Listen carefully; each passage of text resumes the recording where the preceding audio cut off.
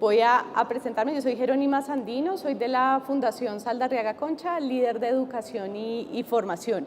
Y hoy pues vamos a conversar un rato con Ignacio Calderón Almendros. Él es doctor en Pedagogía y profesor del Departamento de Teoría e Historia de la Educación en la Universidad de Málaga, en España, miembro del Foro de Vida Independiente y Diversidad y asesor científico en el área de educación de la Federación Iberoamericana Síndrome de Down. Ha colaborado con distintas universidades de América Latina y con diversos grupos de estudio en temas referentes a la educación inclusiva. Ha publicado también en revistas internacionales y es autor de varios libros que ustedes van a poder ir viendo también en la pantalla y van saliendo. En la actualidad, desarrolla junto a un prestigioso grupo de activistas el programa de promoción de la educación inclusiva en las Américas, y su trabajo, aunado a lo académico y su permanente activismo, se convierten en su contribución al cambio social y a la erradicación de la desigualdad y el respeto por los derechos humanos. Y yo le sumaría a esto también, hermano de Rafa, un gran músico por lo que pudimos ver en Cartagena en esta semana.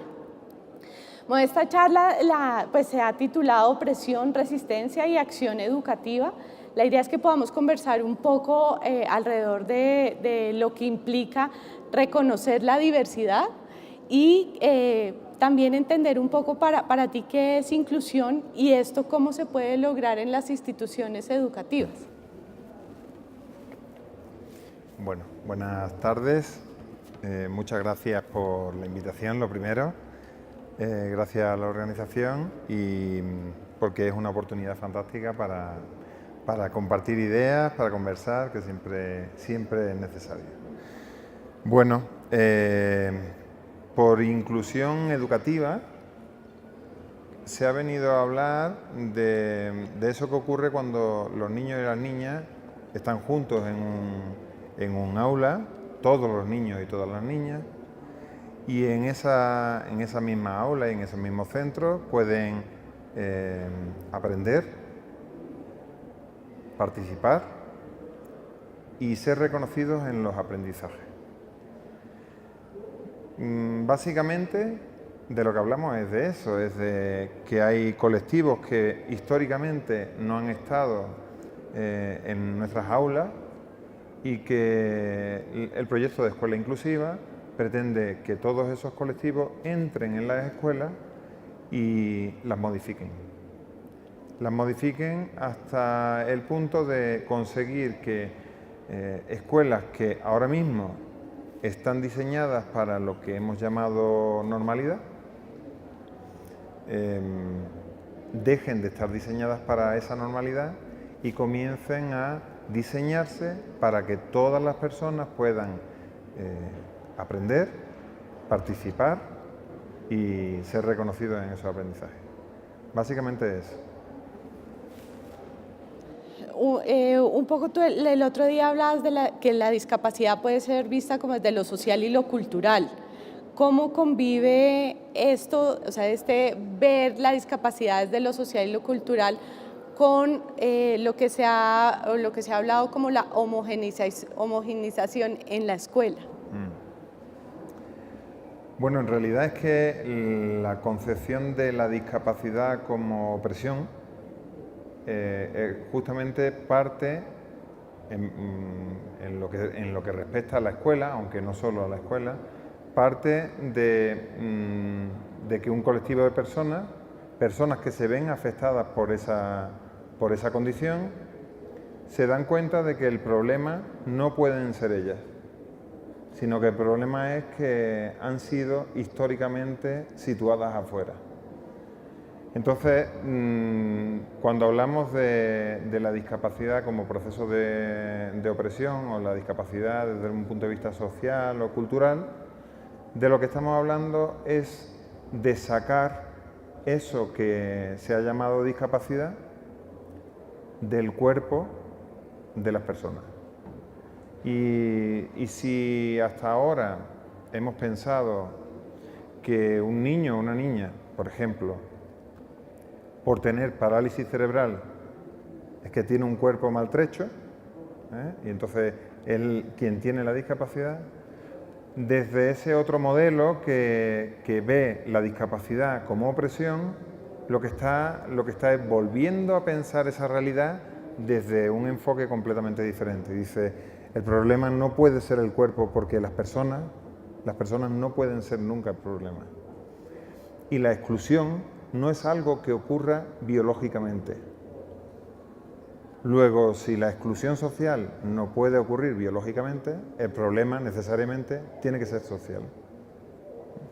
Y en las escuelas ocurre lo mismo, que las personas acumulen, que un grupo de personas acumule, por ejemplo, el fracaso escolar o la exclusión de las escuelas, necesariamente tiene que ser porque hemos diseñado las escuelas, que son construcciones sociales, las hemos diseñado así, de modo que no caben algunas, porque las hemos diseñado en torno a la normalidad, que cuando hablamos de eso, de homogeneidad, justamente de lo que estamos hablando de esto, es de apretar a todo el mundo en torno a ese concepto de normalidad.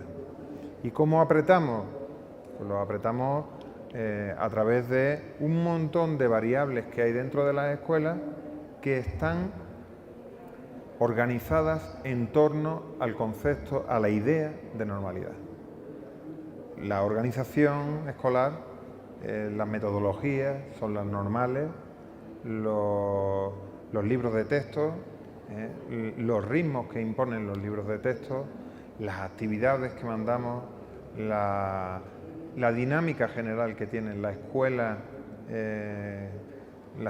industrial que todavía se mantiene en muchas de nuestras aulas, en muchos de nuestros países, justamente trabaja en torno a todas estas variables y quedan necesariamente fuera de ellas pues esos colectivos que históricamente han estado fuera. Básicamente es eso, cuando hablamos de discapacidad desde el modelo social, de lo que estamos hablando es de que el problema está entre las personas o está en las instituciones. Entonces tenemos que volver a dar la vuelta a esas instituciones o a esas relaciones que establecemos entre tú y yo, por ejemplo, para que hablemos de discapacidad. Porque si entre tú y yo la relación, si entre tú y yo hablamos de que uno de nosotros tiene discapacidad, es justamente por la comparación entre tú y yo. Y no solo la comparación, sino que eso se dice desde una posición de poder.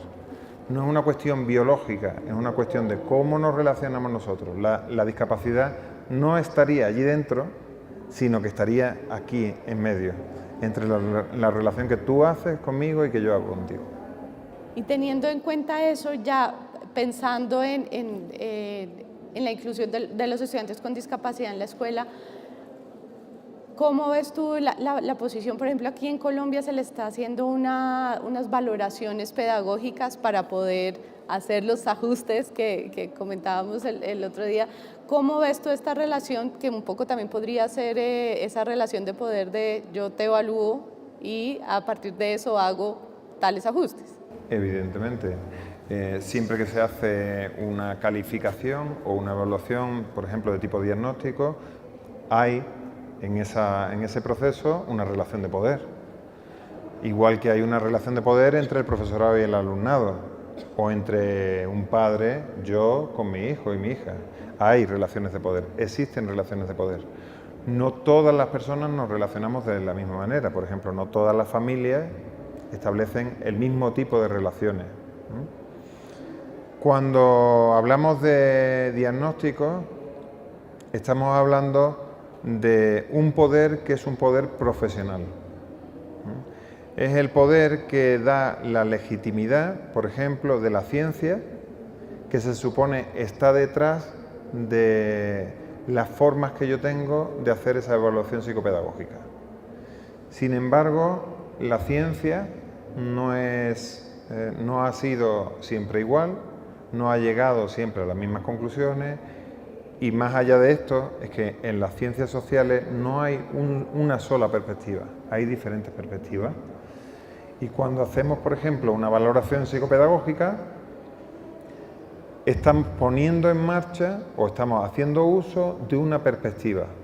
Y esa perspectiva tiene mucho que ver con el modelo médico de la discapacidad.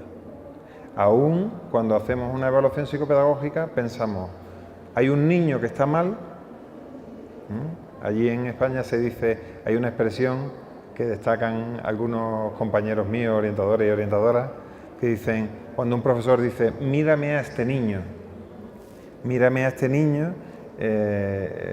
con esa expresión está diciendo el docente, este niño no está bien, tienes que evaluarlo, y hay detrás de esa evaluación psicopedagógica o de ese reclamo de la evaluación psicopedagógica una lógica más allá del desconocimiento, más allá del decir no sé cómo hacerlo.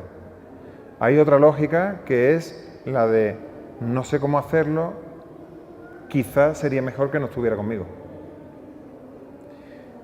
Es decir, que debajo de esa evaluación psicopedagógica se esconde una legitimación de la segregación.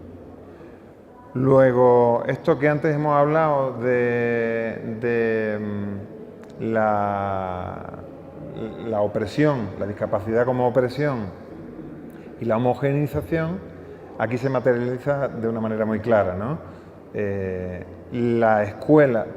El aula sigue con la misma dinámica, seguimos con los mismos libros de texto, seguimos con las mismas actividades, con los mismos ritmos, con la misma organización. Y por otra parte, decimos, hay un niño que está mal y lo sacamos fuera. La normalidad queda impensada y el niño o la niña carga con el mal de la escuela. Porque es una escuela que está diciendo, este niño no tiene que estar aquí. Entonces, las evaluaciones psicopedagógicas que se basan mayoritariamente en el modelo médico, porque lo que están haciendo es diagnosticar desde un modelo clínico. Según tengo entendido, no soy conocedor del sistema educativo colombiano, pero según tengo entendido aquí el tema lo lleva salud. No, digamos que en este momento el diagnóstico médico, sí, claro, salud, pero a partir del decreto 1421 se está haciendo una valoración también pedagógica. Bien. Que es la que ayuda a los maestros a hacer los ajustes, el plan individual de ajustes razonables. Hablaré mejor de la realidad que yo conozco mejor y así no meto la pata. Cuando allí se solicita un informe psicopedagógico, el psicólogo, la psicóloga, el pedagogo, pedagoga, que lo hace, mayoritariamente pasa unas pruebas estandarizadas. Vuelvo a repetirlo, unas pruebas estandarizadas. Lo que está midiendo es si cumple con el estándar o no, es decir, si cumple con la norma o no. ¿Bien? Y se sitúa al niño o la niña en un percentil respecto de, por ejemplo, la inteligencia o respecto de el desarrollo del lenguaje o de sus comportamientos, en fin. El problema se está situando en un niño o en una niña. Y lo que queda impensado es todo lo demás. Y una vez se ha hecho ese diagnóstico, ahora que viene la parte psicopedagógica la pedagógica, mejor dicho, ¿no? Es que se hacen unas recomendaciones. Y las recomendaciones necesariamente están mediadas por esta cosmovisión de que el problema sigue siendo que tiene parálisis cerebral. Cuando hablamos de evaluación psicopedagógica, necesariamente, para que sea inclusiva, tiene que cuestionar el proceso en el contexto en el que está viviendo el niño o la niña. De modo que se trata de evaluar qué es lo que pasa allí. Entonces no es tanto evaluar lo que le pasa al niño, sino qué es lo que pasa. Y hablando precisamente de los estudiantes, ¿cómo es la educación inclusiva desde los estudiantes, desde esta mirada de segregación y de exclusión? ¿Cómo podemos ver la educación inclusiva desde los estudiantes?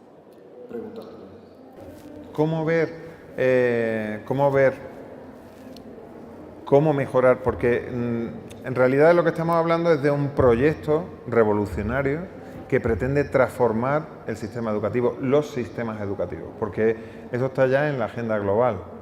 Es decir, que cuando hablamos de educación inclusiva no es algo que se le ha ocurrido a alguien en un lugarcito del mundo, sino que es una pretensión que tenemos la inmensa mayoría de los sistemas educativos, aunque todavía estamos en pañales y estamos diciendo cómo lo podemos hacer, ¿no?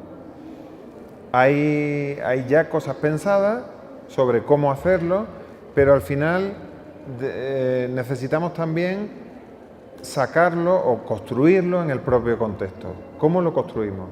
Bueno, pues una de las formas para construir ese sistema educativo que tiene que atender a todo el mundo es preguntar a quienes no han estado en las escuelas.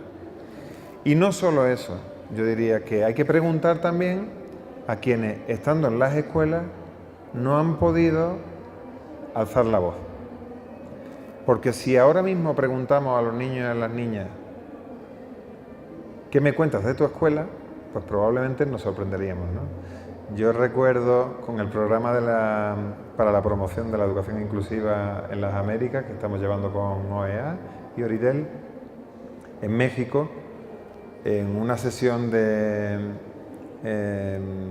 un panel con niños y niñas, pregunto, bueno, ¿qué es lo que más os gusta de la escuela?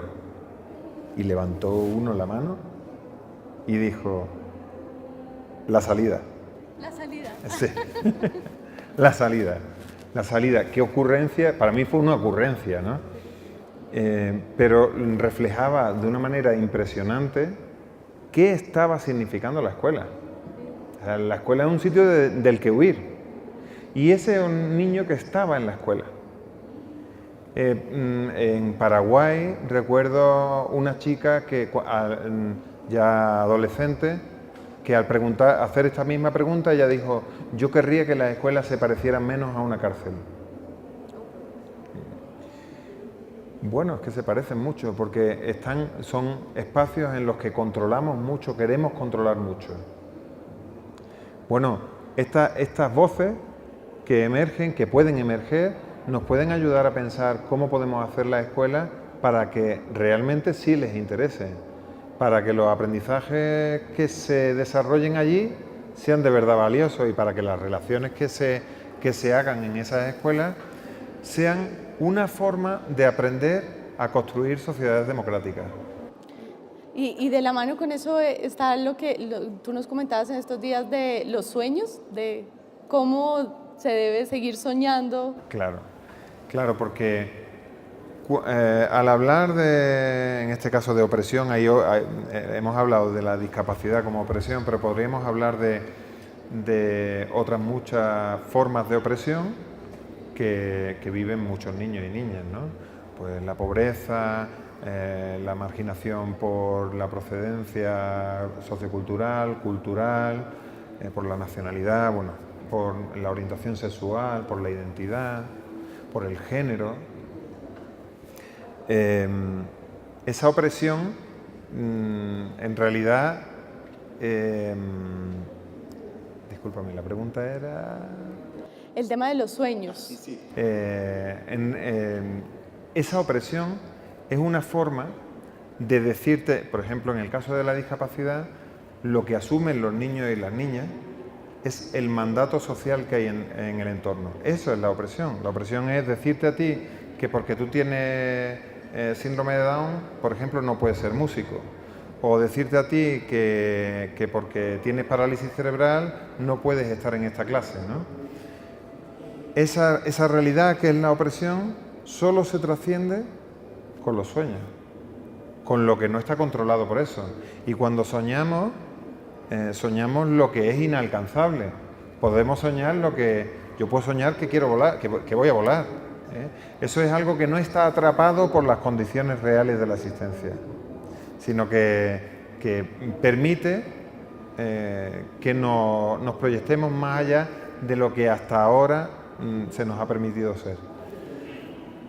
Cuando tú preguntas o cuando preguntamos a los niños y a las niñas cómo queréis que sea vuestra escuela, lo que se pone en marcha es la escuela de esos sueños. Y esa escuela de los sueños es una escuela que trasciende la opresión que han vivido hasta ese momento. Y para llegar a esta escuela de los sueños, pensando un poco desde la academia y desde la universidad y la preparación de los nuevos maestros, ¿qué se debe hacer o qué debe todavía pensarse desde la academia para que esto se logre? Bueno, pues muchas cosas que probablemente, que aquí no vamos a abordar todas ellas. Muchas de ellas tienen que ver con cómo están organizados los planes de formación de maestros y maestras. Pero hay algo que yo sí que destacaría ahora mismo, y es que hay que desmontar, o sea que la universidad tiene que emplearse a fondo en ayudar a que el alumnado desmonte la discriminación que tiene instalada ya en sus propios esquemas. Porque no llegamos a la universidad siendo neutrales o hemos asumido el machismo, hemos asumido el clasismo, hemos asumido la discriminación por discapacidad y por tantas otras cosas, ¿no? Y entonces un docente no puede ser inclusivo si es racista, por ejemplo. Y eso es un trabajo que es personal, que tú tienes que trabajarte a ti mismo. Y para eso es necesario que en las universidades se pongan en marcha procesos en los que, de manera comunitaria, vayamos desmontando todos esos esquemas, todas esas formas de pensar y de proceder en las que nos hemos criado, de las que nos hemos aprovechado porque son privilegios.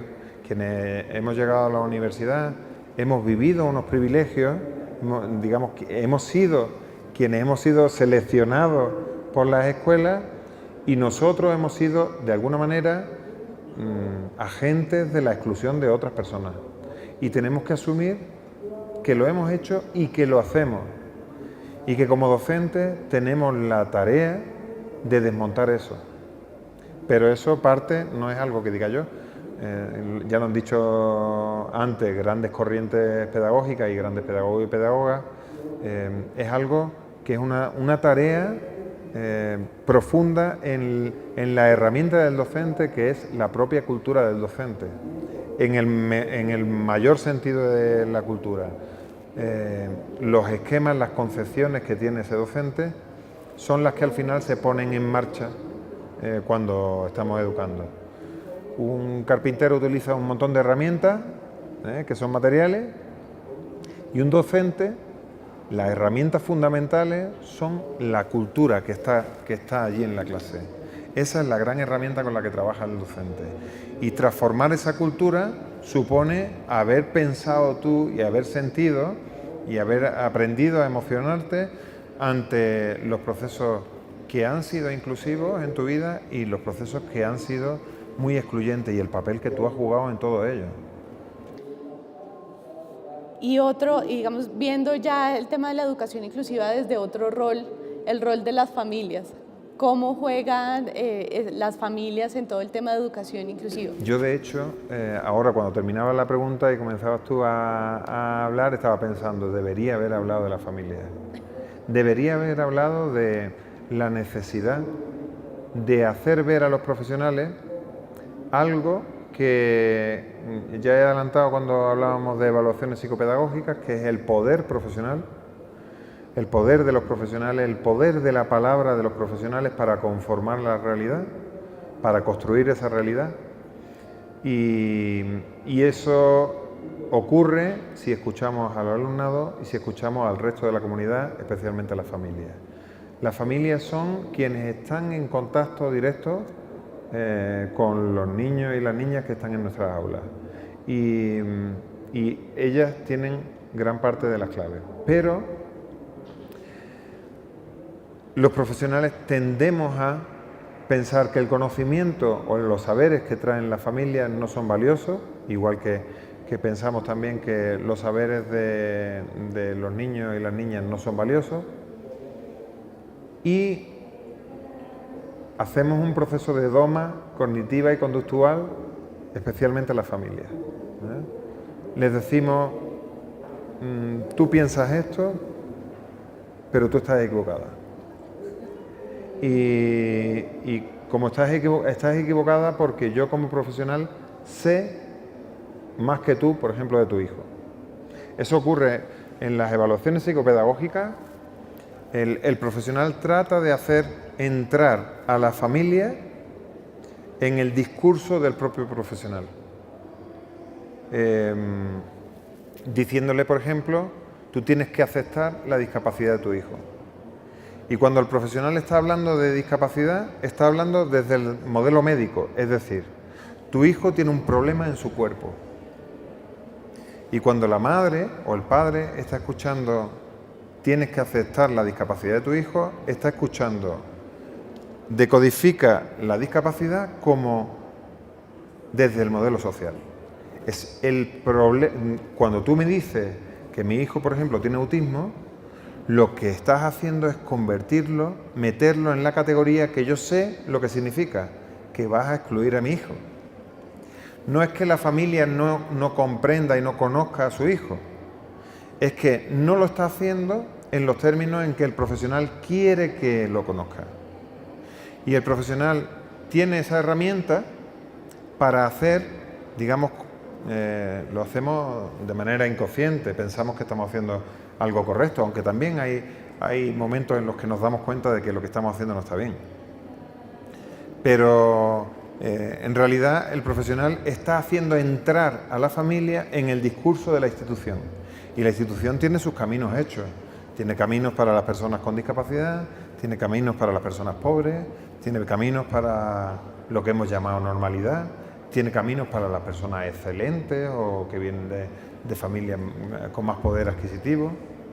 Es decir, que de alguna manera nosotros legitimamos una institución, como profesionales, legitimamos una institución que está segregando y haciendo daño a los niños y a las niñas. Escuchar a la familia y escuchar a los niños supone, digo escuchar realmente, estando dispuestos a que transformen nuestras formas de pensar y nuestros lenguajes, significa en gran medida asumir que si una familia, por ejemplo, tiene un discurso que es muy diferente al del docente o al del orientador, está ofreciendo un saber que la escuela no tiene y que ese saber puede transformar la escuela. Cuando yo asumo como profesional que lo que la familia me está diciendo, que está cuestionando lo que yo digo, tiene valor, puedo transformar también mi forma de pensar. Entonces, en realidad en esas conversaciones lo que hay es una lucha entre dos modelos, el modelo médico y el modelo social. Y están luchando y es una lucha desequilibrada. O sea, en la formación del profesorado, en la formación de los educadores y educadoras, cuando yo decía que hay que desmontar todo ese entramado, tiene que ver también con desmontar el poder profesional. El alumnado sale de la escuela, de la aula universitaria, sale ya pensando que su conocimiento está por encima del de una madre o un padre. Y en realidad debería salir pensando, mi saber depende radicalmente de los saberes de los padres y las madres, de los saberes de los niños y las niñas. Eso, ahí es donde tendremos que ir. En alguno de los videos que vimos antes de la entrevista se tocaba el tema de inclusión en voz baja. ¿Qué es esto de inclusión en voz baja? A mí me gusta mucho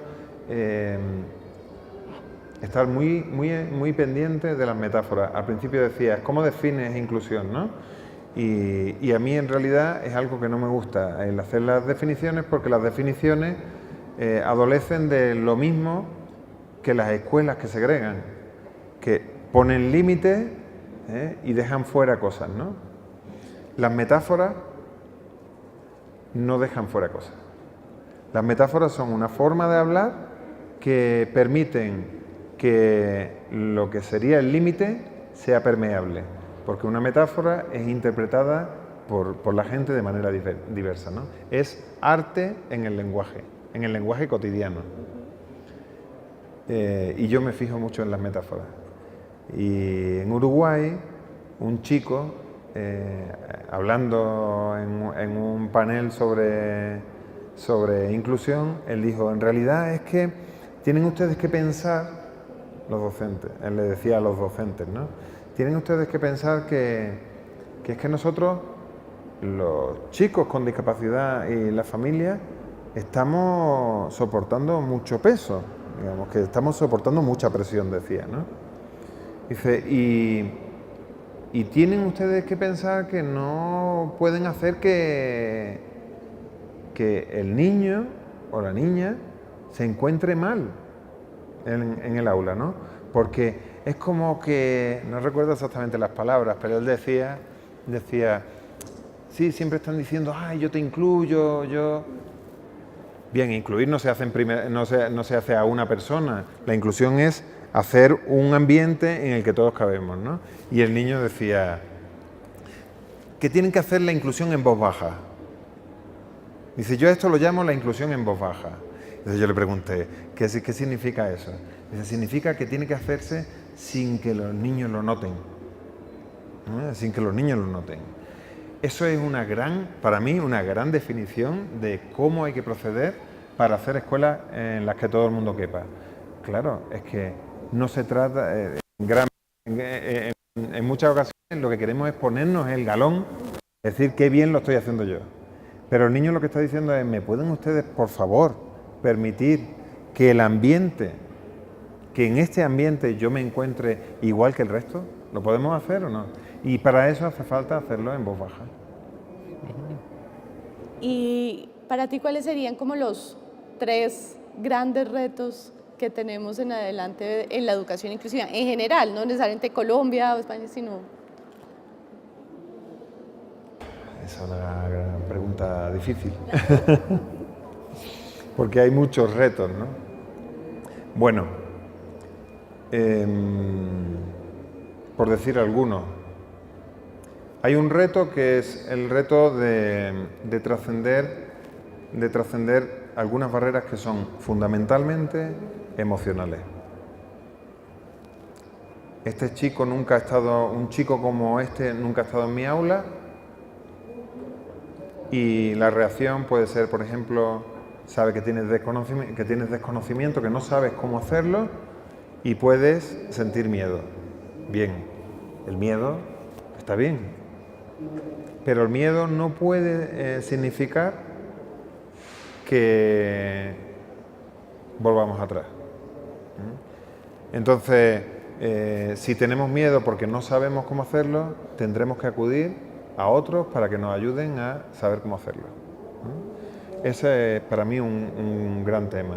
El tema emocional, que además no es sencillo porque eso se ha ido construyendo a lo largo de los años, de toda nuestra experiencia. O sea, desde que nosotros nacemos, vamos conformándonos en un entorno en el que, por ejemplo, muchos podemos decir, es que yo nunca he estado con una persona como esta. El otro día me decía un padre, es que yo hasta que nació mi hija, yo no sabía ni lo que era el síndrome de Down. ¿Por qué no se sabe eso? Pues porque han estado apartados esas personas. Entonces, la emoción que hay ahí debajo, que se genera ahí debajo, no es algo sencillo de remover. Hay que trabajarlo profundamente. Y también las universidades pues no estamos tan preparadas para trabajar esas emociones que hay que transformar. Bueno, eso es una. Segundo reto, pues por ejemplo, yo creo que uno lo hemos dicho aquí, la participación. Necesitamos asumir como profesionales que no lo sabemos todo, que hay muchas cosas que desconocemos y que en nuestra mano está el poder encontrar buena parte de lo que ahora mismo no comprendemos. Ese saber lo tienen las familias y lo tienen los niños y las niñas. Entonces necesitamos provocar espacios en los que esas voces salgan. Tercero, por decir algunos, Sí. Pues si quieres decir más. necesitamos encontrarnos los profesionales entre nosotros también. Y para encontrarnos entre nosotros tendremos que buscar dinámicas dentro de nuestras escuelas, también entre las escuelas y, dice Mela Isco, dice, más allá de las escuelas, ¿no? Habrá que pensar espacios que no son solo lo que ahora mismo hemos pensado. Por ejemplo, uno de los grandes problemas que tenemos cuando pensamos en eso que hemos llamado inclusión es que lo pensamos dentro de un aula. Pero habrá que pensarlo más allá del aula, habrá que pensar que las escuelas tienen que ser espacios inclusivos. No ocurre, es difícil que ocurra en un aula, o sea, ocurre de hecho, ¿no? Pero es muy difícil que eso surja y se mantenga si un centro no está generando una política, una micropolítica que favorezca la democracia en la escuela.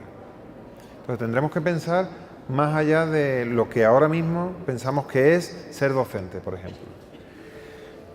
Y algo más, una cuarta te voy a decir,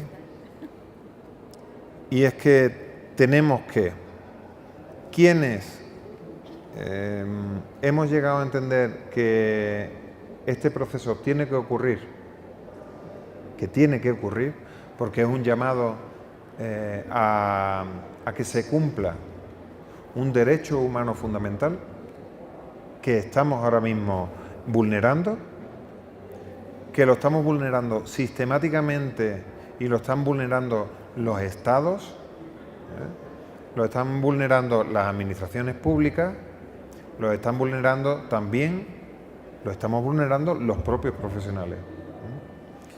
Tendremos que pensar que quienes nos hemos dado cuenta de eso, no podemos esperar a que eso ocurra, sino que nos tenemos que poner manos a la obra a que ocurra. Hay algunos motores importantes, tenemos que convertirnos como profesionales en activistas de este proyecto. Las familias tienen que aprender, tenemos que hacer ver que su saber es importante y necesario y que su lucha no se puede sustituir, porque el motor que las mueve es un motor poderoso, que único es el amor. Y el amor es el único que puede hacernos pensar que ese cambio, que es un gigante, ¿no?, son molinos de viento, que ese cambio puede ocurrir. Porque una madre, por ejemplo, defendiendo el derecho a la educación de su hijo, es incombustible. O sea, podemos castigarla mucho, podemos machacarla, pero una madre tiene que defender ese derecho y un padre tiene que defender ese derecho. Y cuando lo ven claro, que eso es lo malo, que los profesionales hacemos ver que lo que ellos están viendo está errado, ¿no? Te ciega el amor de madre, tú no estás viendo a tu hijo, tú no te estás dando cuenta de lo que le pasa, y entonces hacemos que ella o él piense como el profesional. Cuando la familia consigue que ese discurso genuino, que lo ha creado en el contacto con su hijo o con su hija, consigue ver que ese discurso es válido, eso es incombustible, eso sí que es incombustible. Muchas gracias. Y pues estamos en la Feria del Libro, ¿no?